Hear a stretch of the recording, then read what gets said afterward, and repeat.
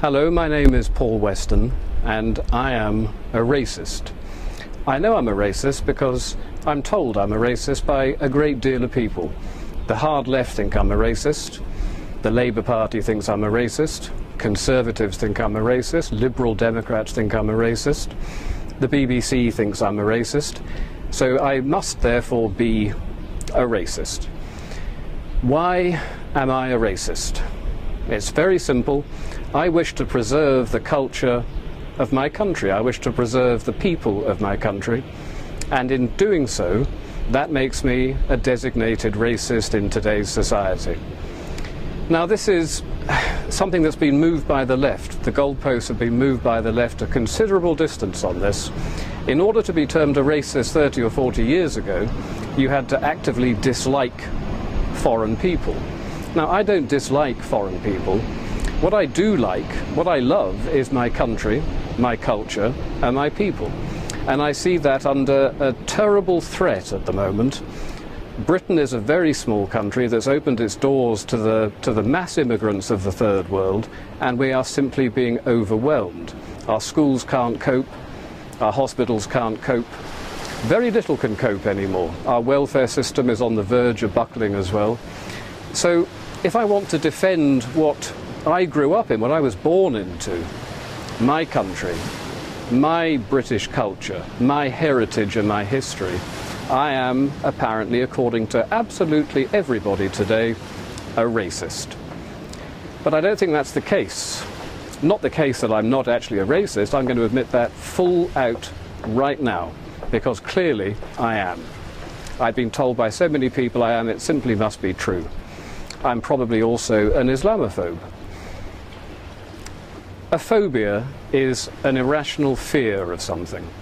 Now, I don't have an irrational fear of Islam. I look around the world today at Syria at the moment, where almost 100,000 people have been killed in the last 2 years, where Shia Muslims are slaughtering Sunni Muslims and vice versa. I look at places like Indonesia and Egypt and China and the Philippines. Everywhere you look, you see problems with Islam. And they're violent. They are, dare I say it, to really reinforce my racist credentials, a thoroughly savage political and religious ideology. Now, many people will disagree with that. The far left, of course, will say you cannot criticize Islam because Islam is a religion, and rules have now been put into place in this country that say if you criticize it, you are guilty of inciting religious hatred. But Islam is not just a religion. Islam is a political ideology as well, and we need to call it out on the fact that it is also political. It is a culture that is both political and religious. And I would like to know if I'm able to say certain things about it. You know, we have a huge problem in this country that is not going to go away. It's going to get worse and worse and worse. We as a people are declining as a demographic, and the Islamic population is growing 9 times faster than any other. And when I look to the future, I see a full-blown religious civil war occurring in this country. The unthinkable things that are going on in somewhere like Syria today will happen in this country before 2040, certainly before 2050. And I don't want Britain to turn into a country like that. So I'm going to denounce Islam as a backward, savage political and religious ideology. And to hell with what anybody thinks about that. Because if we don't do something about it, we are going to be involved in something that most people can barely even begin to imagine in Britain. So we need to denounce it for what it is. And we need to start mounting some sort of defence against this. But the trouble with mounting a defence against it is that you get hit with the racist accusation. I'm not a racist, but. Well, here's the thing.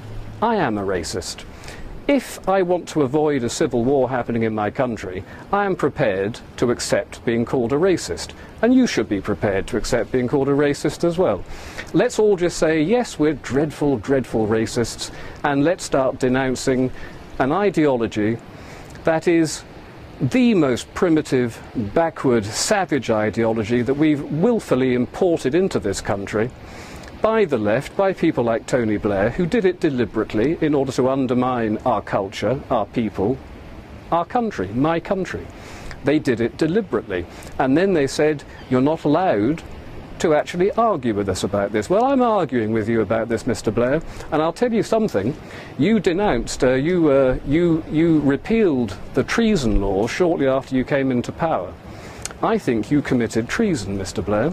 I think you committed treason when you said we are going to import the third world in order to rub the noses of the right in diversity. To me, that's treason. Your principal duty is to uphold the best interests of the people of this country. The idea that you deliberately set out to undermine us and to subvert us is an act that's criminal. It doesn't matter that you repealed the laws. Those laws can be brought back. And one day, Mr. Blair, you will be tried for treason, along with the rest of your cabinet and every single high-ranking Labour politician that allowed this criminal act to happen. And I'm going to tell you this.